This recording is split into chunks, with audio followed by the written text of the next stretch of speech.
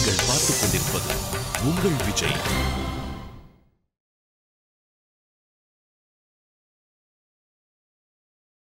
Come கம்னா சுகம், சுகம் come, முதல் க கம் சுகம், கம் ரெண்டாவது க ஆகாசம். கேச்சராகான்னு சொன்னால் ஆகாயத்தில் பறக்கக்கூடிய பறவைகள்னு அர்த்தம் சொல்லுவா. கேச்சராக அப்ப கம் ஆகாசம், ஆகாசமே பிரம்மங்கிறார். கம் சுகமே பிரம்மங்கிறார். பிராணனே பிரம்மங்கிறார். பிராணன் பிரம்மம் புரியறது, பிரம்மம் சுகமா, சுகமே பிரம்மமா? ஆகாசம்ங்கிறாரே, இந்த ஆகாசுக்கு எத்தனையோ குற்றமெல்லாம் இருக்கே, இதுவேவா பிரம்மமா? இப்போ தனித்தனியாக நான் பார்க்கணுமா? பிராணன் பிரம்மம் தனி, சுகம் பிரம்மம் தனி, ஆகாயம் பிரம்மம் தனின்னு பார்க்கணுமா? அல்லது பிராணனாக சுகமாக இருக்கும் பிரம்மம் ஆகாசம்னு பார்க்கணுமா? அல்லது பிராணனையும் சுகத்தையும் ஆகாசத்தையும் தனக்கு தன்மையாகவும் சரீரமாகவும் கொண்டிருக்கிற பிரம்மம்னு பார்க்கணுமா? எப்படி பார்க்கணும்னே தெரியலையே. ஒரு வரி கொடுத்துருக்கா, அவ்வளோதான். அதை இவன் இப்போ உட்காந்து யோசிக்கிறான், உடச்சி இப்படி பிரித்து அப்படி பிரித்து யோசிக்கிறான். பிராணோ பிரம்மான்னு சொல்லிட்டார், கம் பிரம்மான்னு சொன்னார், கம் பிரம்மான்னு சொன்னார், எப்படி நான் எடுத்துக்க போகிறேன் அப்படின்னு யோசித்துக்கு பதில் வருது. இப்போ சஹோவாச்ச விஜானாமியகம் யத் பிராணஹா பிரம்ம, எது பிராணனோ அது பிரம்மங்கிறது எனக்கு புரியறது. கம் ச து கம் ச ந விஜானீமி. ஆனால் கம் கம்னு ரெண்டு சொல்லியிருக்காரு, அது எனக்கு புரியல. தேஹோச்சுஹு, அவ அதுக்கு பதில் சொன்னான். பிராணன் பிரம்மம்னு புரிஞ்சுனுட்டியா? ஏன் நான் சுகம் பிரம்மம் ஆகாசம் பிரம்மம்னு சொன்னோம் தெரியுமோ? ரெண்டையும் கொஞ்சம் சேர்த்துப்பார்.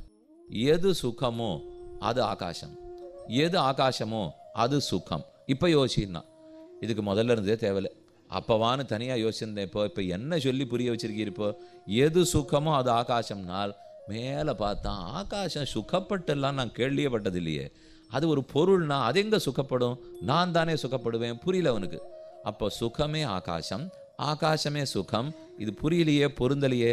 ஏன்னா சுகம் ஆகாசம்னாலும் புரியல, ஆகாசம் சுகம்னாலும் எனக்கு புரியல. கொஞ்ச நாள் யோசித்தான். யோசிப்பிள்ளாய் இவ்வளவுதான் நாங்கள் சொல்ல முடியும்ட்டாவா. அப்புறம் மெதுவாக யோசித்து, ஓ ஆனந்தோ பிரம்மே திவ்யஜானாத்துன்னு கேள்விப்பட்டிருக்கேன்.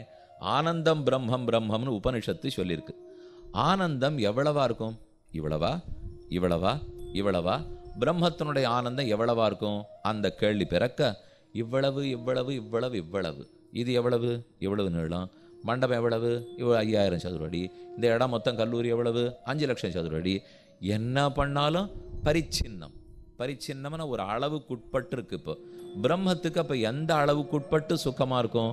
ஓ அளவுக்குட்படாத சுகமாக இருக்கும். ஆனந்தம் பிரம்மம்னு சொன்னால் அளவுக்குட்படாத அபரிச்சின்ன ஆனந்த ஸ்வரூபம் பிரம்மம். இது வரைக்கும் புரிஞ்சுட்டான் பிள்ளை. அளவுக்குட்படாதங்கிறதுக்கு ஒரு உதாரணம் ஒன்றும் இல்லையோ, அதுக்கு தான் ஆகாசம்னு சொல்லியிருக்காவா. ஆகாசம் அளவுக்குட்படாதது, பிரம்ம அளவுக்குட்படாதது. ஆனால் ஆகாசத்துக்கு சுகம் கிடையாது. பிரம்மம் சுகமயமாக இருக்குது, ஆனந்தமயமாக இருக்கும் பிரம்மம். அந்த ஆனந்தம் எவ்வளவா இருக்கும்னா அளவிட முடியாத ஆகாயத்தை போல ஆனந்தமாக இருக்கும். இதைத்தான் அவர் சொல்லியிருக்கார் போல் இருக்கு. கம் பிரம்ம கம் பிரம்ம யத்வாவகம் ததேவகம், யதேவகம் ததேவகம். எது கம்மோ அதுவே கம், எது கம்மோ அதுவே கம் என்று சொன்னதுக்கு அர்த்தம் என்ன? அபரிச்சின்ன ஆனந்த ஸ்வரூபன். இதான் அர்த்தம். இதை நேராக சொல்லிட மாட்டா. வேதாந்தம் சொல்லித்துன்னு இப்படி போட்டு உடைக்கிற மாதிரி சொல்லிடுமா? அபரிச்சின்ன ஆனந்த ஸ்வரூபம்னால் அளவிட முடியாத மகிழ்ச்சி கடலாக பிரம்மம் உள்ளார். அந்த அளவு எப்படின்னா ஆகாசத்தை போல அளவிட முடியாது இருக்கும், எங்கும் நீக்கமர நிறைந்திருக்கும். இப்படிங்கிறத சொல்லிட்டு தது ஆகாசம் ஹோச்சு, பிராணமும் சரி பிராணத்துவ விசிஷ்ட யத் பிரம்மம் ததேவ அபரிச்சின்ன சுகஸ்வரூபம். பிராணனோடு கூடியிருக்கிறதாக எந்த பிரம்மம் இருக்குமோ, அனைத்தையும் தனக்கு சரீரமாக எந்த பிரம்மம் கொண்டிருக்கிறதோ அது ஆனந்தமயமானது, ஆகாயத்தளவுக்கு அளவிட முடியாத ஆனந்தம் பெற்றது என்று சொல்லிட்டு அத்தஹைனம் கார்யபத்தா அனுசசாச பிருத்திவ்யக்னி அக்னி அன்னமாதித்ய இதிய ஏஷ ஆதித்யே புருஷோ திருஷ்யதே சோஹமஸ்மி ச ஏவாஹமஸ்மீதி. அடுத்தது முதல் அக்னி சொல்றதுக்கு ஆரம்பித்தார். கார்கபத்யாக்னி. ஓரோரு அக்னியா ஓரோரு வார்த்தை இவனுக்கு உபதேசிக்கிறார். அதை இவர் கேட்டுக்கிறார். தான் தெரிஞ்சின்றதோட ஒப்பிட்டு ஒப்பிட்டு பார்க்குறார். எல்லாம் புரிஞ்சுது. இப்போ அவன் தெரிஞ்சின்றது பிராணத்தை சரீரமாக கொண்டிருக்கிற பிரம்மம் ஆனந்தமயமானது, சுகமயமானது. அந்த பிரம்மம் ஆகாசத்தை போல அபரிச்சின்னமான ஆனந்தம் கொண்டது. ஆகாசத்தை எவ்வளவுன்னு வரையிட முடியும்? இந்த மொத்த இடத்துலையும் இருக்குது, எங்கேயும் இருக்குது, எங்கும் நீக்கமர நிறைஞ்சிருக்கோ இல்லையோ. திடவிசும் வெறிவழி நீர்நிலம் இவை மிசை படர்பொருள் முழுவதுமாய் அவை அவை தரும் உடன்மிசை உயிரெனக் கறந்து எங்கும் பரந்துளன் உளன் இவையுண்ட சுரனே. பிரம்மத்தை பற்றி நம்மாழ்வார் சொல்லும்போது திடவிசும் வெறிவழி நீர் நிலம் இவை மிசை படர்பொருள் முழுவதுமாய் அவை அவை தரும். அதைத்தான் கம் பிரம்ம யத்வாவகம் யதேவ கம். அவன் திடவிசும் பெருவழி பிரம்ம தத்துவத்தை பற்றி ஆழ்வார் விளக்கிறார். பிருத்திவி, அப்பு, தேஜஸ், வாயு, ஆகாசம், இதில் முதல்ல படைக்கப்பட்டது எது? அப்பப்போ வினாடி வினா நிகழ்ச்சி நடத்தினா சட்டுன்னு புரிஞ்சு போடும். இதெல்லாம் பிறந்ததே எது முதல்? ஆகாசம்தான் முதல்ல படைக்கப்பட்டு கடைசி அழியறது தான் ஆகாசம். அப்போனா ரொம்ப நேரம் இருக்கிறது எது? ஆகாசம் தானே. பிறந்ததில் முதல், முடிஞ்சதில் கடைசி. அப்போ தானே நிறைய நேரம் இருந்தது. அதனால தான் நம்மாழ்வார் திடவிசும்புங்கிறார். விசம்புன்னு ஆகாசம், திடவிசும்பு அனைத்த காட்டிலும் அதிக நாள் இருந்து சொல்லியோ. திடவிசம் வெறி எரியக்கூடிய அக்னி, ஏரி வெளி, திடவிசம் வெறி வழி நீர் நிலம் இவை மிசை காற்று நீரு நிலம் இது இத்தனைக்குள்ளே படர் பொருள் முழுவதுமாய் அவை அவை தொரும். இந்த ஒரு தத்துவத்துக்குள்ளேயும் அவை அவை தொரும் இவை உண்ட சுரன். பகவான் எல்லா இடத்திலும் நீக்கமர நிறைஞ்சிருக்கார். அவர்கிட்ட என்ன குணம் இருக்குன்னு பார்த்தேன்? உயர்வர உயர்நலம் உடையவன். அவனுக்கு இருக்கிற ஆனந்த ரூபமான ஞானம் இவ்வளவென்னு அளவிட முடியாது என்று நம்மாழ்வார் திருவாய்மொழியில் முதல் 10 முதல் திருவாய்மொழியிலே சாதித்திருக்கிறார். ஆகவே ஆகாசம் அபரிச்சின்னமானது, ஆனந்தம் பிரம்மத்தினுடைய ஆனந்தம் அதை போலே அளவிட முடியாதது. இதைத்தான் நான் உங்களுக்கு சொல்ல வந்தோம். இப்போ தனித்தனியாக கேட்டுக்கோ. அதஹைனம் கார்கபத்தியம் பேச ஆரம்பித்தார். இப்படி உபாசனம் பண்ணு, அக்னிய உபாசனம் பண்ணு. அன்னம் ஆதித்ய இதி ஏஷ ஆதித்யே புருஷோதித்யதே. இதோ சூரிய பகவானுக்குள்ள புருஷன் பகவான் சேவை சாதிக்கிறார். சூரிய மண்டல மத்தியவர்த்தி நாராயணா, அவரே நான், அவர் எனக்குள்ள நீக்கமர நிறைஞ்சிருக்கார் என்று உபாசிப்பாய். அடுத்தது அங்கம் பலஞ்சொல்லுடுது. ஒன்னொன்று இப்படி உபாசித்தா என்ன கிடைக்குன்னு ஒரு அக்னியை சொல்றா. பாபகிருத்தியாம் லோகி பவதி சர்வமாயுரேதி ஜோக் ஜீவதி நாஸ்யாவர புருஷாக க்ஷீயந்த உபவயந்த புஞ்சாமோஸ்மின்ஷ லோகேஸ்மின் மமுஷ்மின்ஷ ஏததேவம் வித்வான் உபாஸ்தே. ஆதித்யனை உபாசித்து அதுக்குள்ள உட்காண்டிருக்கிற பிரம்மம் இதோ எனக்குள்ள இருக்கிற பிரம்மம் என்று யார் நினைக்கிறானோ அவனுக்குன்னு எந்த குறவும் இல்லை. பாபங்கள் தீந்துபடுறது, உயர்ந்த கதியே அடைகிறான். முதல் அக்னி சொல்லிது. அடுத்த அக்னி தாட்சிணாக்னி. அத ஹைனம் அன்வாஹார்ய பச்சனோ அனுசசாசோப திசோ நக்ஷத்ராணி சந்திரமா இதி ஏஷ சந்திரமசி புருஷோ திருஷ்யத்தே சோஹமஸ்மி ச ஏவாஹமஸ்மி. சந்திரனை உபாசிப்பாய். அதற்குள்ள எந்த பிரம்மம் எழுந்தருள் இருக்கிறாரோ அவர் தான் உனக்குள்ளேயும் இருக்கார்னு உபாசிப்பாய். அதனால என்னென்ன பலம்லாம் கிடைக்கும் என்று ரெண்டாவது அக்னி உபதேசி.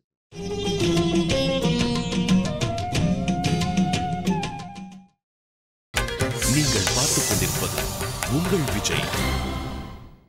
அதுக்கப்புறம் மூணாவது அக்னி ஆகவனீய அக்னி சொல்லித்து. அதைஹேவன் ஆகவனீய அனுசசாச பிராண ஆகாஷோ தெவ்ஹு வித்யுதி ஏஷ வித்யுதி புருஷோ திருஷ்யத்தே. அதோ மின்னல் இருக்கே, அந்த மின்னலில் எந்த புருஷன் நமக்கு காட்சி கொடுக்கிறாரோ அவர் தான் நமக்குள்ளும் இருக்கும் புருஷன் என்று யார் ஒருத்தன் உபாசிக்கிறானோ அவனுக்கு ஏற்படுற நன்மையை சொல்லிடுது. அதுக்கப்புறம் தே ஹோச்சு உபகோசலைஷ சோம்ய தே அஸ்மத் வித்யா ச ஆத்ம வித்யா ச ஆச்சாரியஸ்து தே கதிம் பக்தா. இப்போ நாங்கள் ஓரளவுக்கு இந்த வித்தியை பற்றி சொல்லி கொடுத்துருக்கோம். கம்முன்னு சொன்னோம், நிரதிசய சுகரூபமாக ஆனந்தம் இருக்கும்னு சொல்லிட்டோம். அந்த ஆனந்த ரூப பிரம்மத்துக்கு நீ ஒரு அம்சம், நீ ஒரு பகுதிங்கிறத சொல்லிட்டோம்.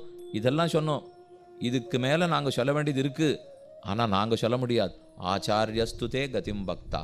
அவர் திரும்பி வந்தால் அவர்கிட்ட தான் நீ கேட்டுக்கணும். பிள்ளைக்கு பாதி தெம்பு வந்தது இப்போ. ஏன்னா இத்தனை நாள் எதுவும் தெரிஞ்சுக்கல, பிரம்ம ஜானமே இவன் பெறவே இல்லை. இப்போ இவர்கள் ஓரளவு சொல்லிட்டா ஆச்சாரியஸ்துதே கதிம் பக்தே தியாஜகாம ஹாஸ்யாச்சாரியஸ்தம் ஆச்சாரியோ அபிவாதோபகோசல இதி. அவர் உள்ள நுழையச்சேவே அப்படி கண் பார்வையை செலுத்தின்னு வந்தார். உபகோசலம் நின்றுட்டு இருக்கான். அதற்குள்ள அக்னியெல்லாம் எந்தெந்த ரூபத்தை எடுத்துன்னு வந்து உபதேசித்தாலோ திரும்ப தங்க ரூபத்துக்கு போயிட்டா. ஒரு உருவத்தை எடுத்துன்னு வந்து உபதேசிட்டு திரும்ப அவாவா விக்கிரக ரூபத்துக்கு போயிட்டா. வந்தவர் அப்படியே வீட்டை சுத்துமுத்தும் பார்த்தார். உபகோசலனை பார்க்குறார். நான் போறச்சே இருந்த முகம் இப்போ உனக்கு இல்லையேன்னார். அவன் சொன்னான், அதே முகத்தோடு தான் இருக்கேன், முன்னாடி எப்படி இருந்தேனோ அதே தான். நான் என்ன வேற உபகோசலனா? அப்படி சொல்லாதே. இப்போ உனக்கு பிரம்மஜானம் வந்திருக்கு போல் இருக்கே, பிரம்மமாறுன்னு தெரிஞ்சுட்டு இருக்க போல் இருக்கே. தெரிஞ்சுட்டியா? என்று திருப்பி கேட்டார். அந்த பிள்ளைக்கு இப்போ தர்ம சங்கடம். ஏன்னா அவன் பாதி தெரிஞ்சுட்டு இருக்கான், முழுக்க தெரிஞ்சுக்கல. இப்போ அவள் சொன்னதை பாதி சொல்லி கொடுத்துருக்கா. அதுக்கப்புறம் அவன் திருப்திப்படுற அளவுக்கு அவன் முழுக்க தெரிஞ்சுக்கல. இவர்கிட்ட தெரிஞ்சுட்டேன்னு சொல்கிறதா தெரிஞ்சுக்கலேன்னு சொல்கிறதா? இப்போ பிரம்மத்தை தெரிஞ்சுண்டியான்னு கேட்குறார். இப்போ அடுத்த கேள்வி கேட்பார், ஆம்னா யார் உபதேசித்தான்வர்? வேற யாரான மனுஷன் உபதேசித்திருந்தா எப்படி எங்கிட்ட சிஷ்யனாக இருந்தான்னு அங்கே கேட்டேன்வர். அப்போ என்ன பண்ணுறது இவனுக்கு புரியல.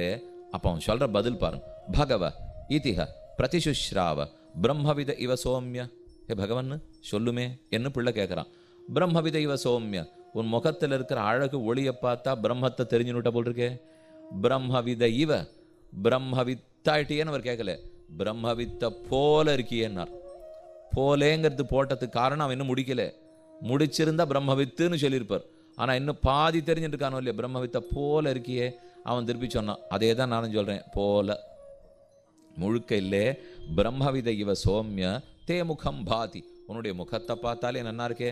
கோனுத்வா அனுசாசேதி கோனு மானுஷிஷ்யாத்யோ இதிஹாபேவ நின்ஹுத இமே நூனம் ஈதிருஷா அந்யாதிருஷா இதிஹாக்னீனப்யோதே கிம் நு சோம்ய கில தே உவாச்சன்னிதி. உனக்கு யாரு சொல்லி கொடுத்தார்கள்? நீ யாரை உபாசனை ஆராதனை பண்ணிட்டு இருந்தே? மனுஷன் சொல்லி கொடுத்தானா, தேவன் சொல்லி கொடுத்தானா, அக்னி சொல்லி கொடுத்ததா, எதுன்னு சொல் என்று கேட்டார். வேற எதுக்கும் அவர் சிரித்த முகத்தோட, சோம்ய நீ சிரிச்சுன்னு இருக்கே. அதுக்கு ரங்கராமானுஜமுனி பாஷ்யத்தில் சொல்றார், பிரசன்ன இந்திரியத்தோட கூடியவனாய், பிரகசித வதனத்தோட, நிச்சிந்தையாய், கிருத்தார்த்தனாய் காட்சி கொடுக்கிறாயேங்கிறாராம். ஒருத்தன் பிரம்மத்தை தெரிஞ்சுனுட்டான்னா அவன் முகம் எப்படி இருக்குமா? நிச்சிந்தையா இருக்கும். அப்படின்னா ஒன்று சிந்தனை கோடுகள்லாம் அவன் முகத்தில் தெரியாது.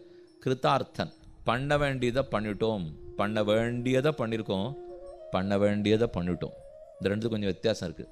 பண்ண வேண்டியதைத்தான் பண்ணணும், பண்ண வேண்டியதையும் பண்ணி முடிச்சிருக்கணும். ஏன்னா பண்ண வேண்டாததை பண்ணிட்டு இருந்தோம்னு வச்சுங்க, அப்போ பண்ண வேண்டியதை பண்ணோங்கிற திருப்தி வராது. பண்ண வேண்டியதையும் அறகுறையாக பண்ணியிருக்கோன்னு வச்சுங்க, அப்போ பண்ண வேண்டியதை முடிச்சுட்டோங்கிற திருப்தி வராது. இவன் முகத்தை பார்க்குறச்சே வேண்டாததை விட்டுட்டு வேண்டியதை தெரிஞ்சுனுட்டான்னு அவர் புரிஞ்சுனுட்டார். அப்போ கிருத்தார்த்தனா இருக்கே, பண்ண வேண்டியதை பண்ணிட்டோங்கிற திருப்தியோட இருக்கே, சிரிச்ச முகத்தோட இருக்கே, உள்ள இருக்கிற பிரம்மம் வெளியில நன்னா பளிச்சுன்னு தெரியறது, அகத்தின் அழகு முகத்தில் தெரிகிறது. உனக்கு ஆறு பிள்ளாய் உபதேசம் பண்ணினா என்னத்தை பற்றி நீ இப்போ தெரிஞ்சுட்டுருக்கே? எப்படி திடீர்னு உன்னுடைய முகத்திலே இவ்வளவு ஒளி காந்தி எனக்கு படுறது? ஈதமிதி ஹ பிரதிஜக்ஞே லோகான் வாவ கில சோம்ய தேவோச்சன் நகம் து தே தத் வக்ஷ்யாமி யதா புஷ்கரபலாச ஆபஹ ந ஸ்ருஷ்யந்த ஏவமேவம் விதி பாபம் கர்ம ந ஸ்ருஷ்யத இதி பிரவீது மே பகவான் இது தஸ்மை ஹோவாச்ச.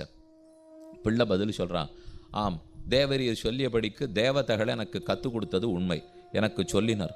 ஆனால் அவள் கூடவே ஒன்று சொல்லியிருக்கா, நாங்கள் சொன்னது முக்கியம் இல்லை, ஆச்சாரியஸ்துதே கதிம் பக்தா, ஆச்சாரியத்தான் தான் நீ பற்றணும், அவர் சொல்கிறத்தான் நீ கேட்டுண்டாகணும், அதுதான் உனக்கு நிலைக்கும் என்று இந்த அக்னி தேவதைகள் எனக்கு சொல்லிவிட்டா.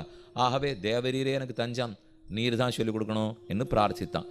அப்போ அவர் திரும்ப சொல்கிறார், அவர்கள் உனக்கு சொல்லி கொடுத்துருக்கா, ஆனால் சாமானியத்தை சொல்லி கொடுத்துருக்கா. எதை சொல்கிறார் அவர் இப்போ? அபரிச்சின்ன ஆகாசத்தை போன்ற அபரிச்சிந்த ஆனந்த ஸ்வரூபம்னு சொல்லியிருக்கா, உயர்ந்த அர்த்தம் சொல்லியிருக்கா. ஆனால் அவர் இப்போ சொல்கிறார், அந்த அர்த்தத்தை தெரிஞ்சினதுனால உன் பாப்பங்கள்லாம் போகிறது இல்லைன்னு விட்டார். இப்போ நான் என்ன சொல்ல போகிறேனோ கேளு, அதனால தான் உன்னுடைய பாப்பங்கள்லாம் உனக்கு விலக போகிறது. எப்படி விலகும்? என்ன போனாலும் திரும்பி வந்துடும் போல் இருக்கே அப்படின்னு பிள்ளை நினச்சான்.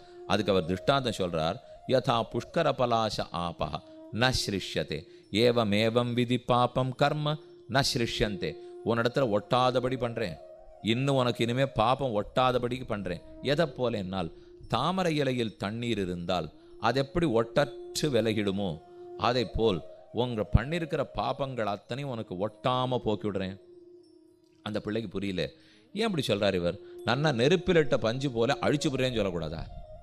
தாமரை இலை தண்ணீர்னு சொன்னால் தாமரை இலையும் ஜாக்கிரதையாக இருக்கும், தண்ணீரும் ஜாக்கிரதையாக இருக்குன்னு அர்த்தம். வீணாவே போலியோ இல்லையோ, ஒரு திஷ்டாந்தம் சொன்னால் யோசிக்கணும். இதை சொல்லியிருக்காரே, இப்போ எதுக்காக சொல்லியிருக்கார்?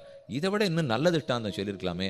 தீயிலிட்ட தூசு போலே உருமாஞ்சு போடும், ஒன்றுமே இருக்காது, பஞ்சாட்டம் சாம்பலா படுன்னு சொல்லியிருக்கலாமோ இல்லையோ. அதை போல பாபத்தை ஒழிச்சுடுவேன்னுட்டு அதை சொல்லாமல் தாமரையரை தண்ணீரை போல விலக்கி விடுகிறேன் என்று அந்த சுவாமி சொல்லியிருக்கார். இதை பற்றி பிரம்மசூத்திரத்தில் பெரிய விசாரம். தததிகம உத்தர பூர்வாகயோகோ அஸ்லேஷ விநாசவுன்னு ஒரு சூத்திரம். பிரம்மசூத்திரங்கிறது வேதவியாசருடைய பிரம்மசூத்திரம். மொத்தம் 545 சூத்திரம், 156 அதிகரணங்கள், 16 பாதங்கள், 4 அத்தியாயங்கள். அதில் தான் இந்த சுவாமி சொல்கிறார், தத் அதிகம உத்தர பூர்வாகயோகோ அஸ்லேஷ விநாசம். இந்த அர்த்தத்தை நன்னா மனசில் வாங்கிக்கணும். நம்ம சரணம்னு பகவான் இடத்துல போய் நிற்கிறோம். இதற்கு முன்னால் நிறையா பாபங்கள் பண்ணியிருக்கலாம், இதற்கு பின்னாலும் தெரியாத்தனத்தால் பண்ணலாம். நாம் சரணம்னு போய் நின்னதுலேருந்து மொத்தம் நின்றுடுமான்னா இந்த உலகத்தில் வாழ்ந்தாகணும் இல்லையோ? இன்னும் எத்தனை நாள் இங்கே இருக்க போகிறோமோ தெரியாத்தனத்தால் குற்றங்கள் நிகழத்தான் போகிறது. அப்போ பெருமாள் சரணாகதிக்கு முன்னாடி பண்ணியிருக்கிற பாப்பங்கள்லாம் தொலைச்சி விட்டுடுறேன், பின்னாடி பண்ணிக்கிறதெல்லாம் மகனே நீ அனுபவிச்சுட்டு வா இப்படின்னு விட்டார்னா, அப்போ பின்னாடியும் தெரியாதனத்தால் பண்ண போகிறேன் என்னென்னா அவர் 2 விதமாக அதை போக்குறார். எதெல்லாம் பூர்வாகங்கள், சரணம்னு சொல்கிறதுக்கு பக்தனை ஆகி பெருமான் திருவடிகளில் விழறதுக்கு, அதுக்கு முன்னாடி பண்ணியிருக்கிற பாபங்கள்லாம் பூர்வாகம், முன் செய்த பாபங்கள்.